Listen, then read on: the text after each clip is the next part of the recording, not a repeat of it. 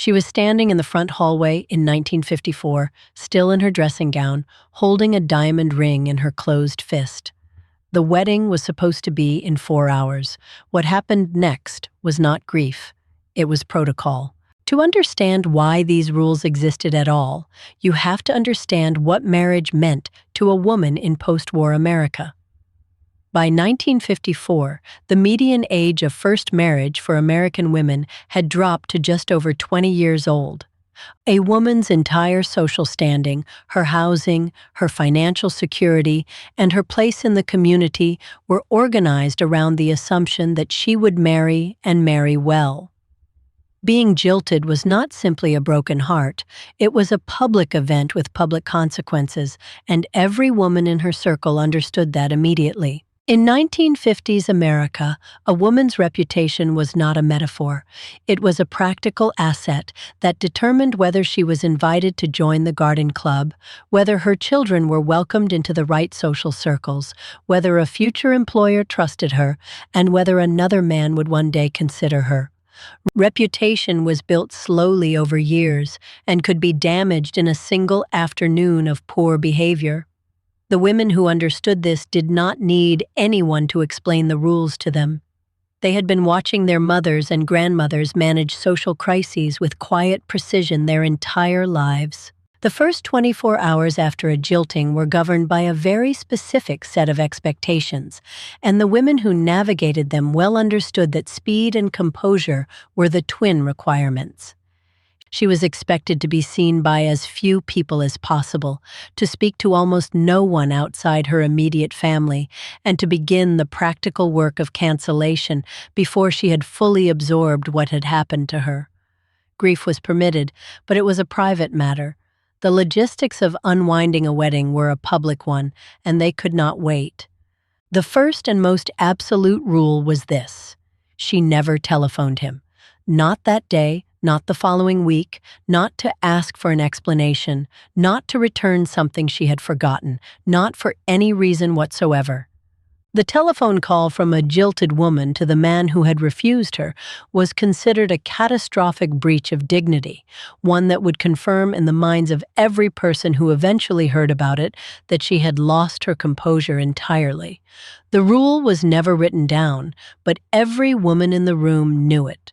Silence was the only dignified response to abandonment. If contact with the groom or his family was absolutely necessary in those first hours, it was made by her father, or, in his absence, an older brother or male relative. This was not a relic of a more primitive age. It was a calculated social strategy.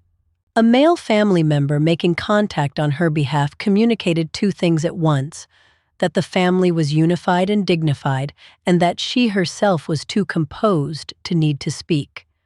It also removed her from any direct confrontation that might later be described as a scene. The family spokesman absorbed the awkwardness so she did not have to. While the father or brother handled contact with the groom's side, the mother had her own parallel assignment, and she was expected to begin it within hours. She would quietly telephone the bride's closest friends, one by one, before the news could travel on its own. This was not gossip. This was damage control, and every woman of that generation understood the difference. A story that arrived first from the family, told with composure and brevity, was a story that could be shaped. A story that arrived through neighborhood speculation was a story that could not be controlled at all. The 48-hour window for canceling the church and reception venue was not a suggestion. It was a practical and social necessity. Churches in the 1950s ran on tight Saturday schedules, with multiple ceremonies often booked on the same day.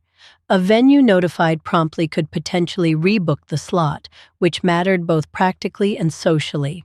A family that delayed notification was seen as disorganized, self-indulgent, or worse, still hoping the wedding might somehow happen.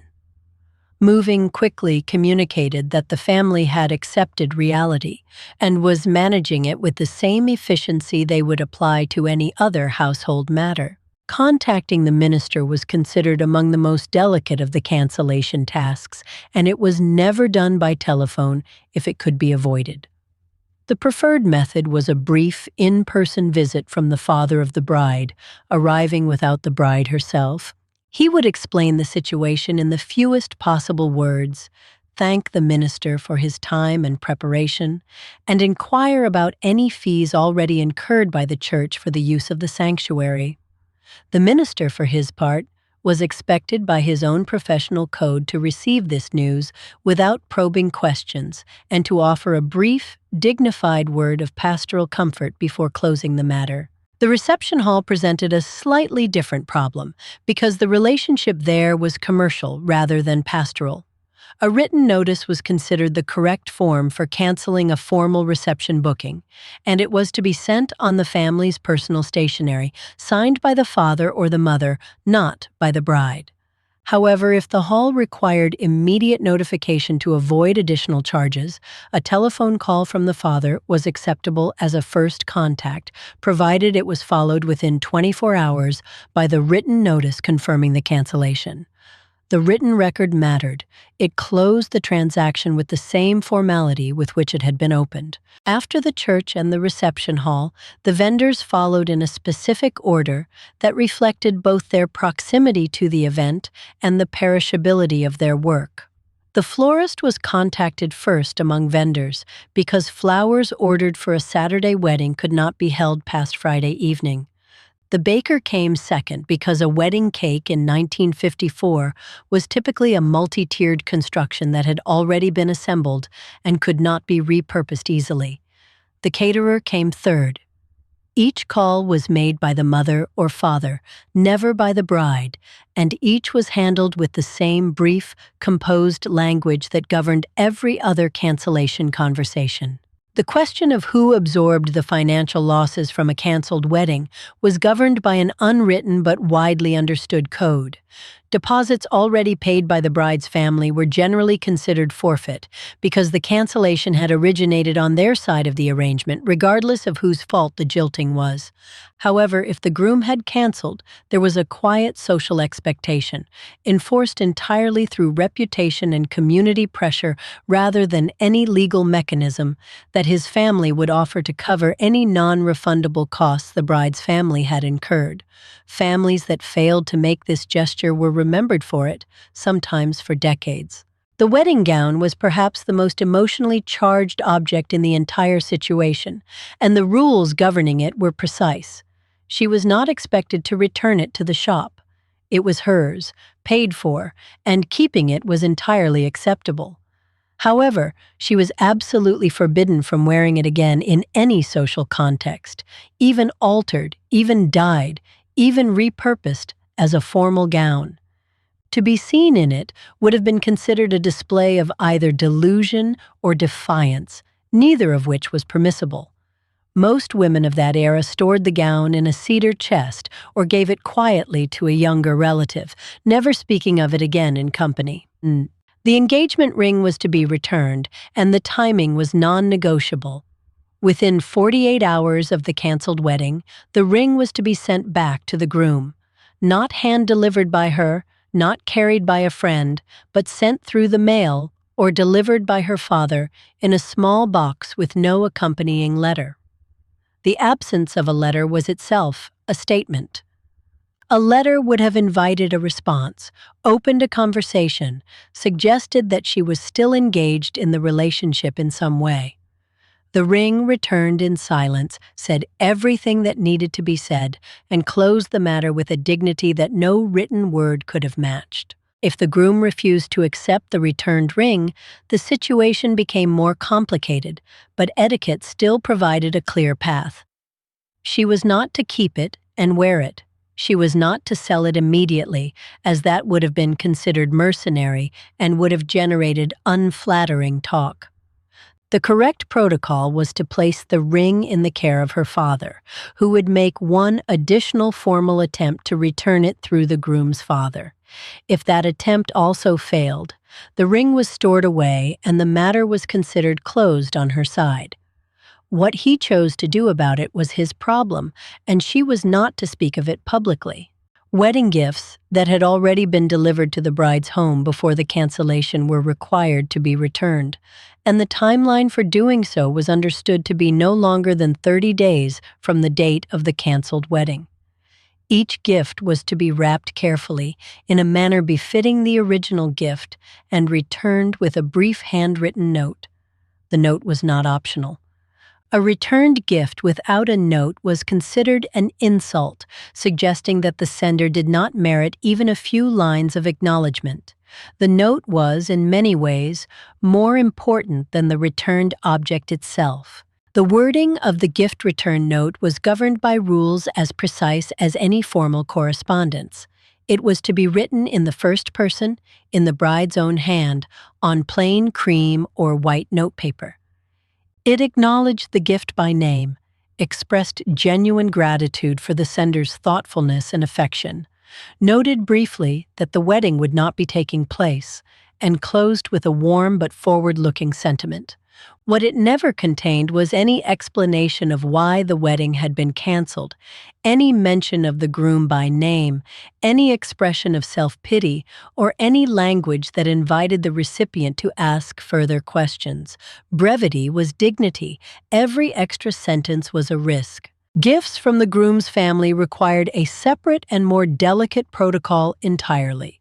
These were not returned with the same brief, warm note used for the bride's own circle. The note accompanying gifts to his family was slightly more formal in tone, slightly shorter in length, and notably cooler in warmth, though it was never cold or pointed. It acknowledged the gift, expressed that she hoped they would understand, and closed without any sentiment that suggested an ongoing relationship between the two families. The goal was to close that door with grace, not to slam it, but also not to leave it open even a crack. If the couple had published a formal wedding announcement in the local newspaper, and most middle-class couples in the 1950s did, that announcement required a formal retraction. This was handled by the bride's father, who contacted the society editor of the newspaper directly.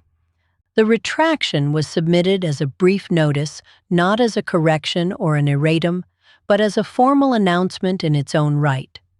It appeared in the same section of the paper where the original announcement had run, and it was submitted within the same week as the cancellation whenever the newspaper's publication schedule permitted. The language used in a newspaper cancellation notice was as carefully controlled as any diplomatic communication. It named the bride and groom by their full names. It stated that the marriage would not take place. It offered no reason, no explanation, and no attribution of fault to either party. Phrases such as "by mutual agreement" were sometimes used, even when the jilting had been entirely one-sided, because that language distributed the appearance of agency equally and protected the bride's dignity without requiring her to publicly absorb the humiliation of having been refused. The notice closed with no further comment. One paragraph, sometimes fewer than 50 words. That was the rule. The engagement announcement card was a different matter entirely. Unlike the newspaper notice, which required an active retraction, the printed card that had already been mailed to friends and extended family was quietly allowed to fade into silence. No woman in 1954 sent a follow-up card to her own engagement announcement saying the wedding was off. That would have felt like a second public wound. The card had done its work. The silence that followed it now did its own. Every woman in her social circle understood the timeline without being told. After a jilting, the bride was expected to remain at home for a minimum of 3 full days, and in most communities the unspoken expectation stretched closer to 5. She was not hiding. She was composing herself, and the distinction mattered enormously. Those days were not idle. She was writing notes, managing correspondence through her mother, and preparing the version of herself that the neighborhood would see when she finally stepped outside again. Her first public outing was almost never chosen at random. The destination was deliberate and almost always the same: church, a close friend's home, or a familiar shop where the proprietor already knew the family. She did not go alone. Her mother or her closest married friend walked beside her, not hovering but present. And what she wore on that first outing carried as much meaning as anything she might have said. The outfit had to communicate one thing above all others. I am still here, and I am well. The color of her dress on that first outing was not a small decision. Black was absolutely forbidden. Black signaled mourning, and a jilted bride was not permitted to mourn publicly, not because her grief was unreal, but because public mourning invited pity, and pity was the one thing that could permanently lower her social standing. White was equally impossible for obvious reasons. Pale blue, soft green, or a warm rose were the colors that communicated exactly the right message: recovered, dignified, and moving forward. She wore gloves. This was not decorative. In the 1950s, gloves in public were standard for a woman of any standing. But for a jilted bride on her first outing, they carried an additional layer of meaning that every woman in her community understood without a word being exchanged. The gloves covered the bare left hand. They made the absence of the ring invisible. She was not hiding her situation, which everyone already knew, but she was refusing to display it. The rule was never written down, but every woman in the room knew it. Her posture was considered as carefully as her clothing: shoulders back, chin level, pace unhurried but not slow enough to suggest reluctance. A woman who walked into a room looking at the floor after a jilting was understood to be destroyed by it, and that reading, fair or not, would follow her for years. A woman who walked in with her head up and her expression pleasant, not bright, not forced, but simply calm and present, communicated something entirely different. She communicated that she had survived it with her character intact. Weeping in any semi-public space was simply not done. This was not a rule about suppressing emotion. It was a rule about where emotion belonged: the parlor of a trusted friend, the privacy of her own bedroom, the quiet of a Sunday drive with her mother. Those were the permitted places. But the grocery store, the church vestibule, the sidewalk in front of the Five and Dime, and certainly any social gathering of more than two people, those spaces required the composure standard to hold without exception, regardless of what she felt underneath it. The list of people she was permitted to weep in front of was genuinely short. Her mother, certainly; her closest sister, if she had one; her maid of honor, provided that friendship was deep and long-standing; in some households, a trusted family minister in a private pastoral visit. That was nearly the full extent of it. Not her father, who was expected to remain steady and practical. Not her bridesmaids as a group, where the emotion could ripple outward into gossip, and never, under any circumstances, anyone connected to the groom's family. The maid of honor did not simply step back from her role after the cancellation. In the world of 1950s social obligation, her duties quietly shifted rather than ended. She was expected to be the first person outside the immediate family to visit, and she came bearing nothing dramatic: no flowers, no excessive sentiment, just her presence and her discretion. She fielded questions from the wider bridal party. She made sure the bridesmaids understood what was and was not appropriate to say. She was, in the plainest terms, the bride's first line of social management. The bridesmaids had their own unspoken obligations. They were expected to reach out individually, each one sending a brief handwritten note of support within the first week. They were expected to be available if called upon, and to say nothing about the situation to mutual acquaintances unless directly asked. And the one thing they were absolutely never permitted to do, the rule that sat above all the others, was to maintain a warm social friendship with the groom in the months immediately following the cancellation. That choice, if made publicly, was understood as a betrayal. The prohibition on discussing the groom's reasons was absolute, and it applied in every social setting without exception. Not at the bridge table, not at the church potluck, not in the quiet of a neighbor's kitchen over coffee. The moment a jilted bride began explaining why the wedding had been called off, she handed the story to the room, and the room would shape it in ways she could not control. Silence on that particular subject was not evasiveness. It was the most sophisticated form of reputation management available to her, and the women who understood this came through it far better than those who did not. But people would ask. Of course they would. And a jilted bride needed a phrase ready before she ever walked out the front door, because the question would come at the worst possible moment, in the produce aisle or after Sunday service, when she had no time to compose an answer. The approved deflections were brief and warm and said absolutely nothing. Phrases like, "We both felt it was the right decision," or "These things have a way of working out as they should," were considered ideal. They closed the subject without inviting a follow-up. They gave the asker just enough to feel acknowledged without giving her anything to repeat. Encountering the groom's family was inevitable in any small post-war community, and the rules for handling it were precise. Whether she saw his mother at the church flower committee, his sister at the grocery store, or his father at a neighbor's parlor gathering, the protocol was the same. She acknowledged them first. She did not wait for them to approach. She offered a brief, pleasant greeting, made no reference to the cancellation, and moved on within 60 seconds. The initiative was hers, and taking it was considered the mark of a woman who had handled the situation with genuine class. Cold civility was the governing principle for every interaction with anyone connected to the groom. Not warmth, which would have seemed false and invited intimacy she could not afford. Not confrontation, which would have created a scene and damaged her far more than it damaged him. Cold civility meant exactly what it sounds like: polite, correct, brief, and entirely without emotional temperature.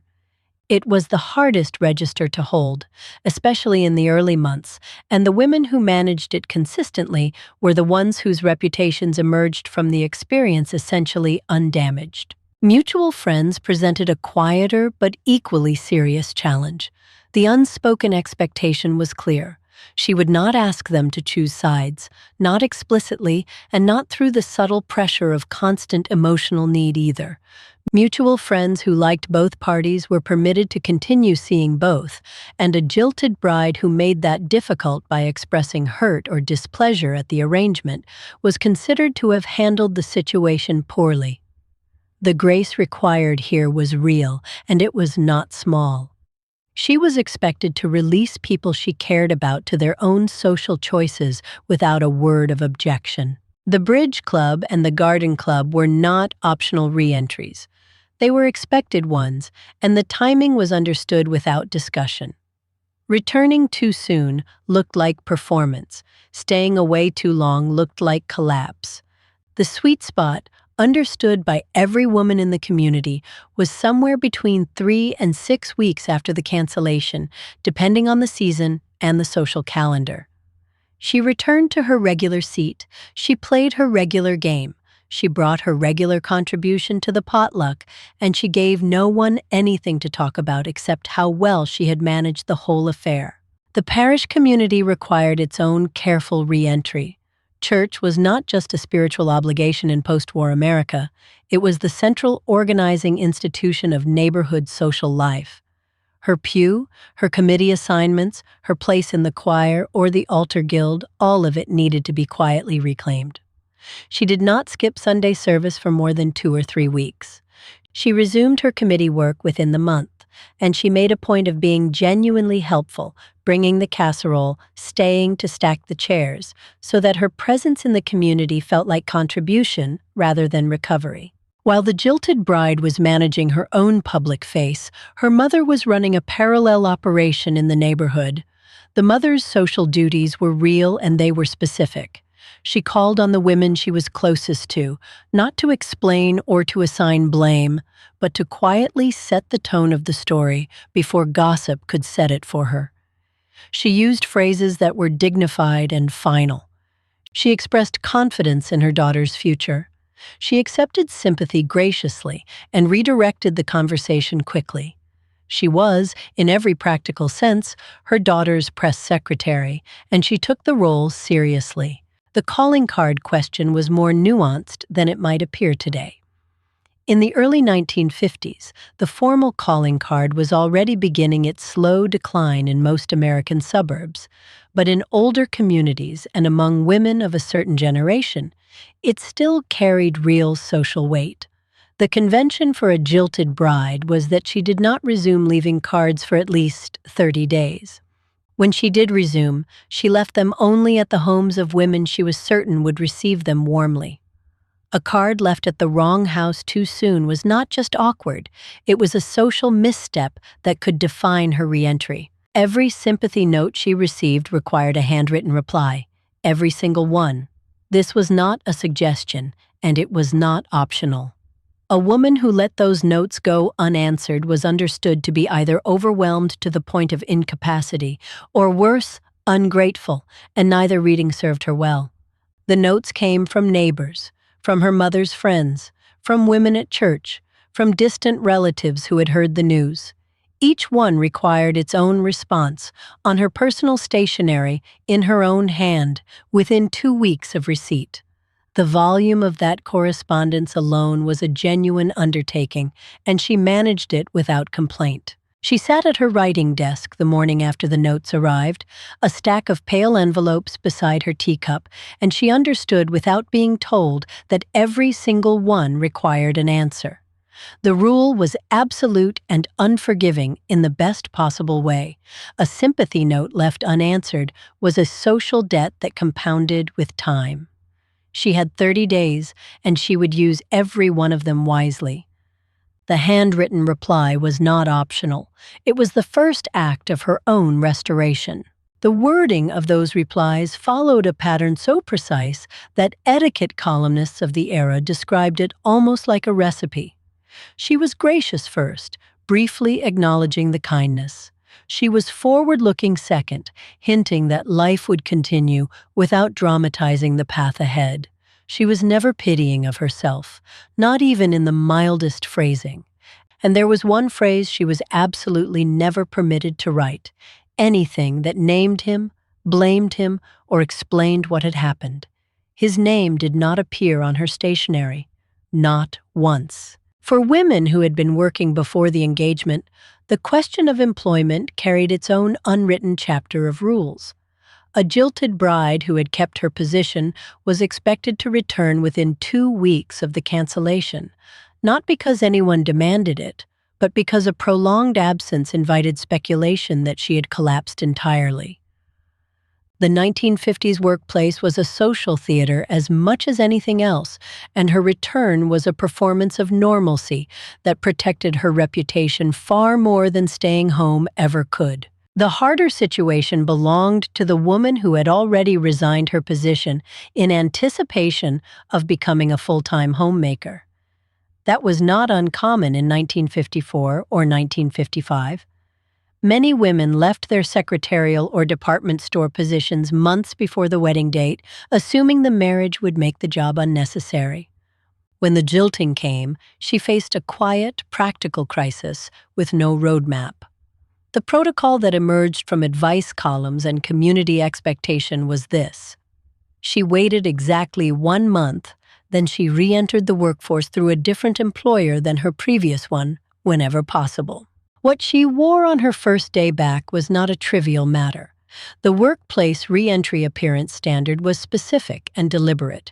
She chose a suit or a carefully pressed dress in a neutral or soft color, never black, which signaled mourning, and never anything too bright, which would have read as performative cheerfulness that no one would believe. Navy, soft gray, or a warm rose were considered appropriate. Her hair was set. Her shoes were polished. Her composure was the most important garment she put on that morning, and the women around her understood exactly what it had cost her. She told her coworkers one thing, and her supervisor something slightly different, and the distinction was intentional. To coworkers, the approved language was brief and deflecting. The wedding had been postponed, or simply that plans had changed, with no further detail offered. To her supervisor, she said slightly more, enough to explain any emotional difficulty without dramatizing it, because a supervisor needed to trust that she was stable and reliable. The rule was that she gave each audience exactly as much as they needed to function, and not one word more. Oversharing was considered a form of self-destruction. In the first 30 days after the jilting, she was expected to decline a specific category of invitation, the pity invitation. These were the dinner parties, the card evenings, the Sunday suppers where she had been added to the guest list, not because the hostess genuinely wanted her company, but because the hostess felt sorry for her. A woman who accepted too many pity invitations in those early weeks risked cementing her identity as the jilted one rather than simply as herself. The rule was never written down, but every woman in the room knew it. You did not let grief become your social calling card. But she was not permitted to withdraw completely, and that distinction mattered enormously. There were invitations she was expected to accept, and a minimum threshold she had to meet to avoid the appearance of collapse. A church social within the first 3 weeks, a bridge club meeting, or a garden club gathering by the end of the first month. These were not optional pleasures. They were strategic appearances that told her community she was intact. A woman who vanished from all social life for more than 30 days was considered to be in a state of ruin, and that perception, once formed, was very difficult to undo. Dinner parties presented a particular logistical challenge that hostesses quietly solved on her behalf. The problem was seating. A formal 1950s dinner table was arranged in pairs, and a single woman arriving without an escort disrupted the symmetry that postwar entertaining considered essential. A thoughtful hostess solved this in one of two ways. She either paired the jilted bride with a widower or a confirmed bachelor of good standing, or she quietly rearranged the table to seat an even number of women together without drawing attention to the adjustment. The guest of honor never knew the hostess had rearranged anything. That invisibility was the whole point. By the 6-month mark, a set of social benchmarks was quietly expected of her, and women of her community tracked these milestones without ever saying so aloud. She should have resumed her full social calendar. She should have appeared at least twice at events where his family or mutual friends were also present, and conducted herself with complete composure both times. She should have received and replied to all correspondence, and she should have begun to be seen as herself again, not as the woman who had been jilted, but simply as a woman of good standing who had navigated something difficult and come through it whole. The question of when she was permitted to be seen socially with another man was perhaps the most carefully governed rule of all. The minimum waiting period, as understood by every etiquette authority of the post-war era, was 6 months from the date of the canceled wedding, not 6 months from the announcement of the cancellation, but from the date the wedding itself had been scheduled. This was not about mourning him. It was about protecting her own credibility. A woman seen with a new gentleman too soon was assumed to have been the cause of the original collapse, and that assumption, fair or not, followed her. The chaperone question was more nuanced than it might appear. By the mid-1950s, formal chaperoning for adult women had largely faded from everyday American life, but for a jilted bride re-entering social circulation, an informal version of it persisted. She did not go alone to a restaurant or a picture show with a new gentleman for at least the first 2 or 3 outings. A married couple who knew them both, or a close female friend who accompanied them, provided the social cover that transformed a potentially scandalous outing into an entirely respectable one. The arrangement was never discussed, it simply happened, and everyone understood why. Her trousseau was a collection years in the making. Fine Irish linen pillowcases, a set of silver-plated serving spoons, a cedar-lined hope chest packed with embroidered dish towels and hand-stitched table runners. These were not merely possessions. They were the physical evidence of a future she had planned in careful detail. When the wedding was canceled, each category of trousseau item carried its own unwritten rule about what happened next, and the distinctions were precise enough that women consulted one another quietly about which rule applied to which object. The hope chest itself and its general contents followed a straightforward hierarchy. Items she had purchased with her own money and which bore no connection to him or his family, she was permitted to keep without question. Items that had been given to her by his family as trousseau gifts were returned with a brief, gracious note. Items that had been purchased jointly or with money he had contributed were returned or offered back. The hierarchy was not about legal ownership. It was about the appearance of integrity, and in 1950s America, the appearance of integrity was indistinguishable from integrity itself. Monogrammed items created a specific and particularly delicate problem. A set of linen napkins embroidered with her future married initials could not simply be returned because they bore initials that now belonged to no one. She could not use them in her own home without a constant, painful reminder.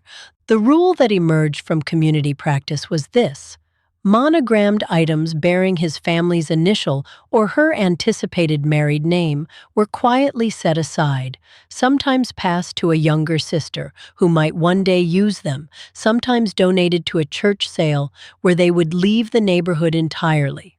They were never displayed and never discussed. Shower gifts operated under a different rule than wedding gifts, and the distinction was important enough that it sometimes surprised women who assumed the protocols were identical. Wedding gifts were returned promptly and universally. Shower gifts, however, carried a softer expectation. Because a bridal shower was a celebration of the woman herself as much as the upcoming marriage, some etiquette authorities of the era held that small personal items given at a shower, particularly those from her closest friends, could be retained at the discretion of the giver. The giver, not the bride, made that determination. A bride who assumed she could keep shower gifts without being told to do so was considered presumptuous. The bridal shower hostess occupied a unique position after the cancellation because she had organized a celebration that was now permanently attached to a marriage that would never happen. Her quiet obligation to the jilted bride was understood without being stated. She did not speak of the shower in social company. She did not reference the gifts or the guest list. If the jilted bride's name came up in conversation, the hostess redirected the discussion with a light, neutral comment and moved on. She was, in effect, the keeper of a small social secret, and her discretion was considered a measure of her own character as much as her loyalty to the bride. If she later married another man and had children, a rule applied that reached far beyond the jilting itself and into the long architecture of her family life. She was never to speak ill of the man who had jilted her to those children. Not because he deserved her protection, but because her children deserved to grow up in a home where their mother's dignity was intact and her bitterness was not their inheritance. A woman who carried public resentment into her next chapter was considered to have let the jilting define her permanently, and that, in the moral vocabulary of post-war America, was a kind of defeat far worse than the jilting itself. When the jilting was mutual or genuinely ambiguous, the situation required a different kind of management, because the public story had to be shaped before it shaped itself. In cases where both parties had agreed to part, the approved approach was a single unified statement released through the family spokesman. The wedding had been called off by mutual agreement, and both families wished each other well. That sentence was the entirety of the public record. No elaboration was offered. No one was asked to elaborate. The woman who held to that script, even when friends pressed for details, was considered to possess exactly the kind of character that made her worth knowing. If he jilted her at the altar specifically, the entire protocol elevated in urgency and precision because the public nature of that moment made every subsequent action visible to a room full of witnesses. The at-the-altar jilting was considered the most severe form of the event, not simply because of the heartbreak, but because it happened in front of the parish, the extended family, and sometimes the entire neighborhood. Everything that followed in the next 60 minutes would be observed, remembered, and discussed for years. The rules that governed those 60 minutes were not gentle suggestions. They were a survival code, and every woman in that era understood their weight. The usher nearest the front pew had one job in that moment, and every man in that role understood it without being told. He stepped forward quietly, offered his arm to the bride's father, and the two of them flanked her on either side. The route out was never back through the main aisle where every face was turned and watching. They took her through the side vestibule door, the one that opened onto the shaded walkway beside the church garden, away from the congregation entirely. She was in a car within 4 minutes of the moment the groom failed to appear. The guests sitting in those pews carried an obligation that nobody announced and nobody had to. They did not turn to whisper to the person beside them. They did not crane their necks toward the side door. They sat with their hands folded and their eyes forward, and when the officiant finally spoke, they listened without expression. A woman who broke this code, who leaned over to her neighbor with wide eyes and a raised eyebrow, was quietly marked by every woman in that room who noticed. And they all noticed. The rule was never written down, but every woman in the room knew it. The officiant had perhaps 30 seconds to fill a silence that felt like an hour, and the script he followed was briefer than anyone expected. He did not explain. He did not speculate. He said only that the ceremony would not be proceeding as planned, that the families were grateful for the presence of their friends, and that guests were welcome to depart at their own pace. He closed with a short prayer, never longer than 2 sentences, that asked for grace in difficult moments. That was everything. Anything more would have been a cruelty dressed up as pastoral care, and the good ones knew the difference. The reception hall presented a different kind of problem entirely, because the food was already laid out and the staff was already in place when word arrived that there would be no wedding party coming through those doors. The unwritten rule was that the bride's family, after a quiet conversation with the hall manager, could offer the prepared meal to the guests who had traveled the farthest. Out-of-town relatives and close family friends were invited to sit, eat quietly, and depart. It was never framed as a reception. It was framed as nothing at all, which was the only dignified framing available. The wedding cake was a separate matter with its own strict code, and it was handled before the end of that same day without exception. A tiered cake ordered from a bakery in 1954 could cost between $40 and $60, which was a significant household expense, and leaving it to spoil was considered wasteful in a way that bordered on shameful. The top tier was boxed and taken to the bride's home. The remaining tiers were quietly divided and sent with departing family members, or in some cases delivered to a church kitchen or a neighbor who had a large family to feed. It was not discussed, it simply disappeared.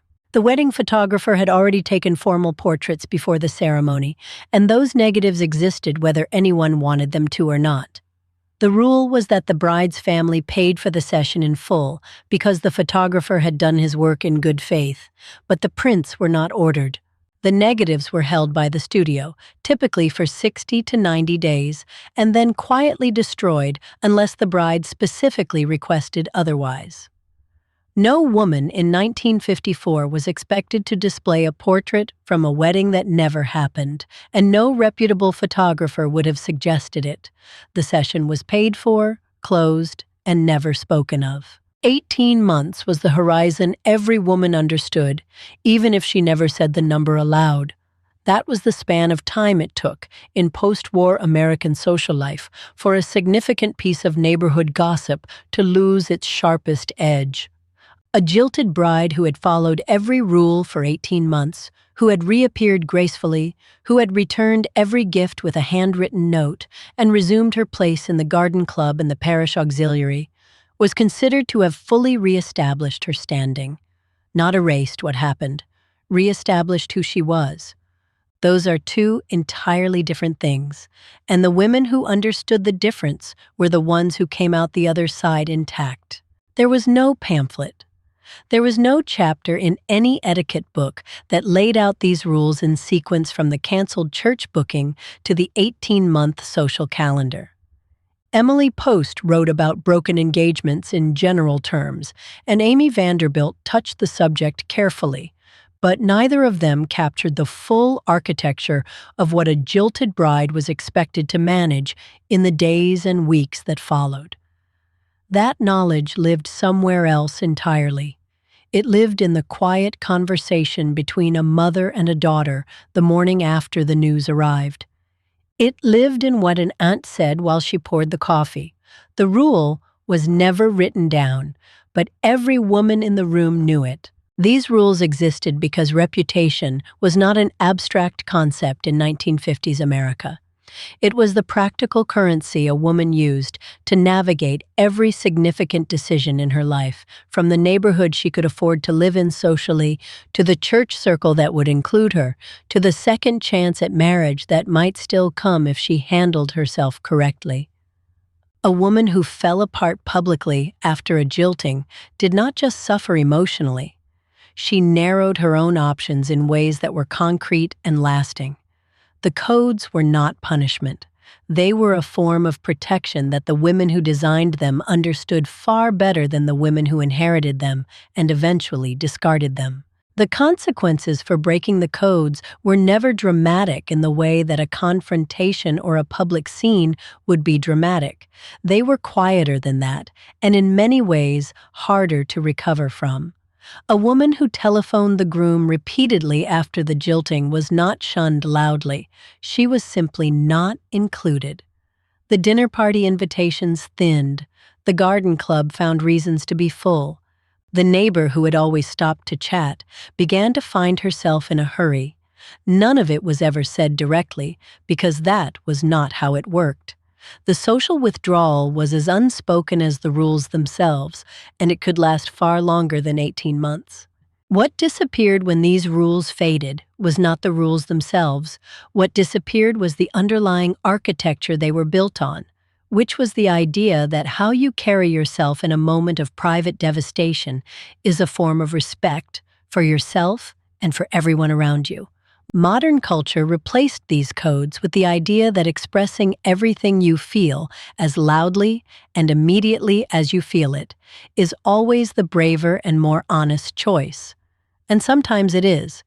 But your grandmother knew something they stopped passing down, which is that composure is not the same as suppression, and that dignity in a hard moment is its own kind of strength that does not go out of style. There were women who followed every one of these rules and came out the other side of that experience with something the jilting could not take from them.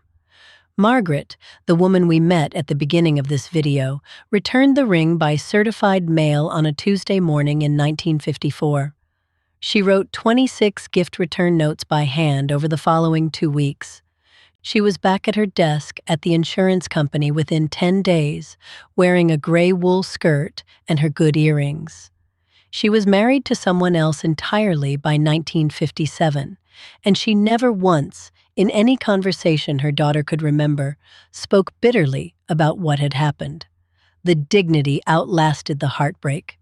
It always does. Your grandmother may have been one of these women, or she may have known one intimately, a neighbor or a cousin or a friend from church who went through something like this and handled it with a grace that nobody ever fully explained to the next generation. These codes were passed down not through books or formal instruction, but through watching, through the quiet example of a woman who knew exactly what to do in a moment that had no good options. That knowledge is worth remembering, not because we would follow every rule today, but because the intention behind them, to protect a woman's dignity when everything else had already been taken from her, was never wrong. If this video brought back a memory, a story your mother told you, or something you watched a woman in your family handle with more grace than you understood at the time, I would love to hear it in the comments below. This channel exists because those stories deserve to be told, and those women deserve to be remembered as the careful, intentional, deeply intelligent people they were. If you are new here, please subscribe, because we go deep on exactly this kind of forgotten knowledge every single week. And next time, we are looking at the unspoken rules Every 1950s hostess followed when a guest arrived uninvited, which is a subject with more layers than you might expect.